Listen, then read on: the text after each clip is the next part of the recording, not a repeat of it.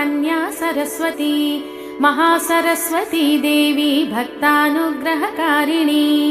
ईशावास्या महामाया महादेवी महेश्वरी स्वर्लोक परमाशक्ति मातृका जीवरूपिणी नित्या सर्वगतानन्ता नित्यानन्दा निरञ्जना नित्यप्रकाशिनी देवी स्वप्रकाशस्वरूपिणी त्रिपुरा भैरवी विद्या हंसा वागीश्वरी शिवा वाङ्मात्रा च महारात्रि कालरात्रिस्त्रिलोचना महाकाली कपाली च महागौरी तिलोत्तमा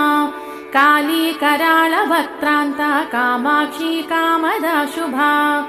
चण्डिका चण्डरूपा च चामुण्डा लिङ्गधारिणी